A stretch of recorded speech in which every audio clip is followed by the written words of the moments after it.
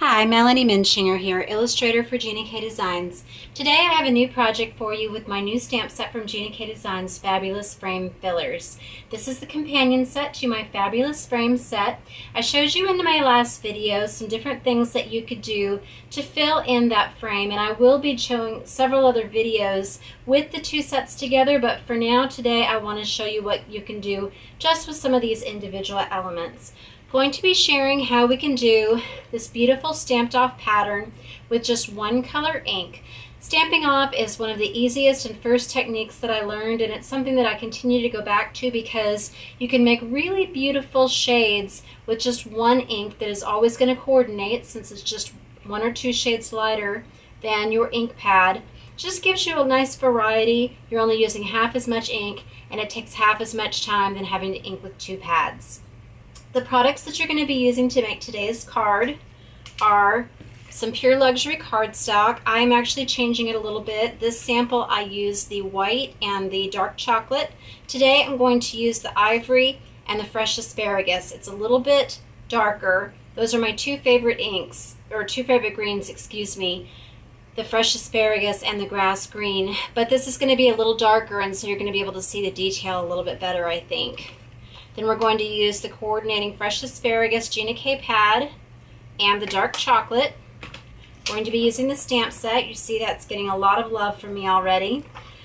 The different images that we're going to be using today, we're going to be using the two different floral corners, some of the leaves. So you're going to need different size blocks for those stamps. Just a little bit of adhesive. This is some of the Organdy ribbon from the new Stamp TV kit, The Simple Things. And then I'm going to use some scratch paper for if I need to stamp off on the edges, and I'll show you how that's going to work. Alright, so let's go ahead and get started. Put this aside. Here is my mat. This measures 4 by 5 1/4, so it's going to give you a beautiful 1/8 border all the way around your A2 size card. I always like to start usually from the bottom and work my way up. When I originally designed this card, I thought that I might go ahead and put the greeting in the top corner, but then I ended up deciding that I liked it better this way. So either way, but you're going to want to start by inking up the stamp, and so I've already placed these onto the block.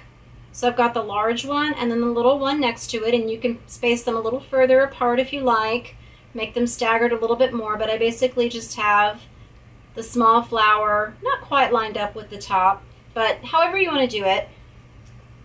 And I always start in the middle, and that way your pattern is going to go off the same on either edge rather than having something very different on one side versus the other. Okay, so let's go ahead and put that right in the middle. Pull it away, you get that nice crisp image.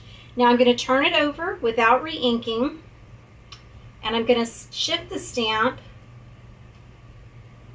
so that the big one is a mirror image of the other big one. So you're going to be going back and forth. If the pattern was the same, if we were just doing this one stamp each time, then you could just go one on top of the other, one on top of the other, but this is going to go back and forth, back and forth.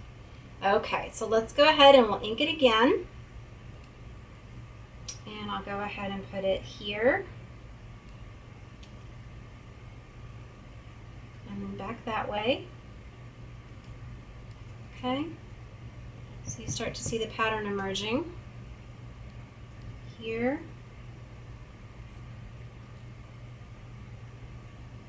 and then here. Okay, now let's go to the side, and I love how this just makes these little diamonds in between, again, kind of like a garden lattice. Okay, so let's go ahead, and now we're going to shift it, and I'm going to go here. And then I'll come over here. Okay. Re-ink it again. And we'll go here. Turn it. And here.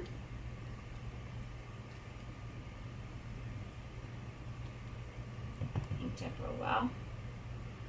Here. Oh. And here. Okay. And now you need to fill in the edges, and so this is where your scratch paper comes in handy. So you're going to have to do a little bit of stamping first on this and then stamping off, and I will show you why. When you put this off of the side, if you can see that, you still have full ink on this part of the stamp, but only the lighter shade that's already been stamped on this side. So you need to go ahead, stamp it again, stamp it on your scratch paper, and now they're both just as inked evenly. So you can turn that and put it on this side. Okay, otherwise you're going to end up, and I'll show you on this next one what it's going to look like. We put it here, and then if you stamp it off, see, you do not want that on your cardstock. That's going to ruin your pattern. So let's go ahead, do full ink, put it on this side. Okay, so now I just need to fill in these two parts, so I'm going to stamp it here, and then add it there, ink it again, stamp it off there, right here. Yep. Caught the edge of that. Okay, there is your stamped background. Okay, now we're going to go ahead and what do I want to do? Let's go ahead and add the greeting. This time I think I'll go ahead and I'll put it up here. But let's go ahead and tie our bow around so we can see exactly where we want that greeting. Okay. I just love this dark chocolate ribbon. It's so pretty. Okay, so I'm just going to tie just a simple knot. And then I cut the ends after I decide kind of which way I want it going. Okay, so we'll snip the ends here.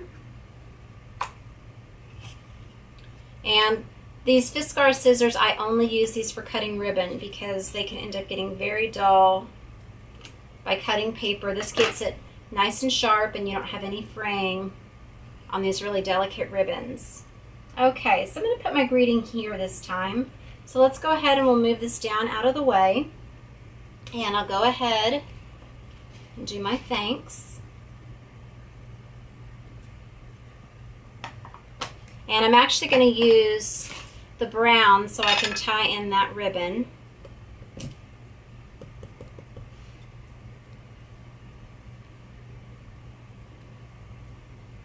Okay, and then I'm going to use just these little leaves to make some little accents on either side, and I just think this is kind of a pretty way to end a sentiment or a word with these little leaves.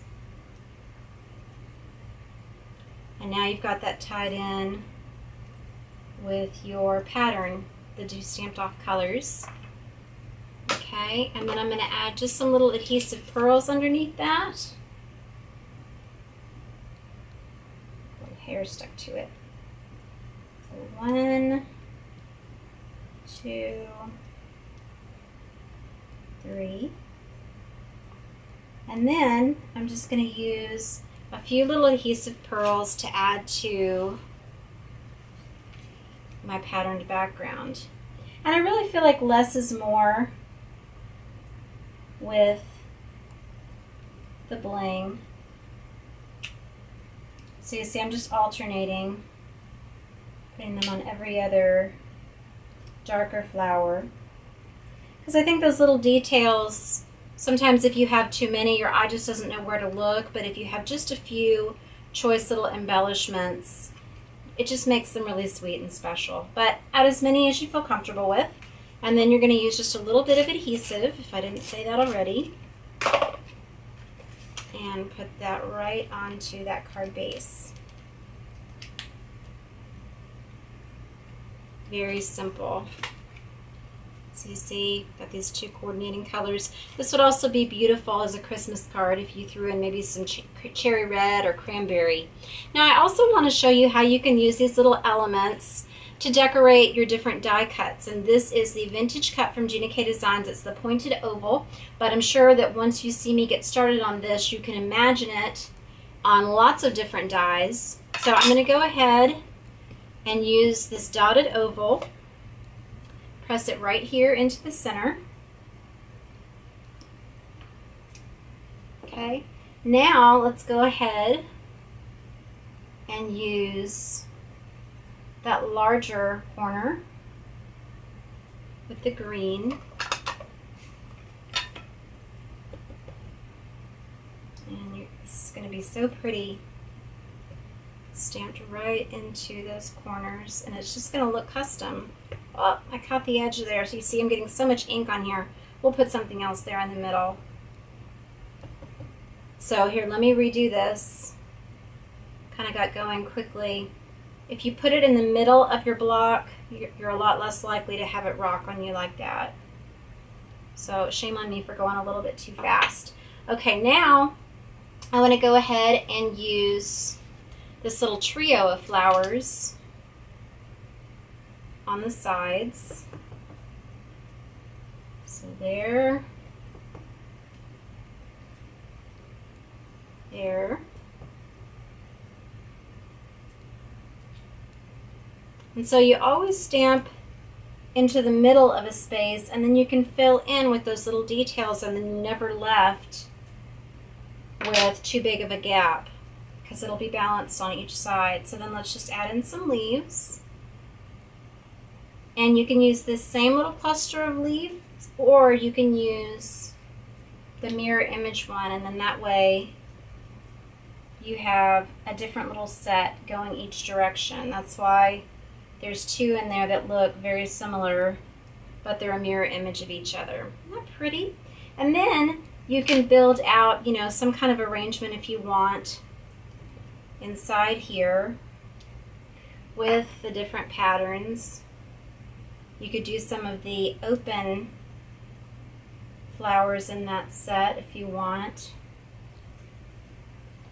to fill that in. There's just so many possibilities. So you see I've just covered up that little boo-boo right there. Maybe add some more leaves.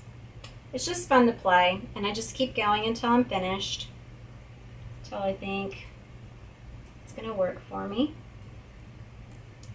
Okay, and then you could put a little greeting right in there. See how beautiful that would be? Just layered over that. Oh, I grabbed the wrong one. This is the ivory one. See? I hope this gives you some ideas for how you can use these different fillers. Please come back and watch more videos with my fabulous frame filler set, or visit my blog, Hands, Head, and Heart, for more inspiration. Thank you for watching.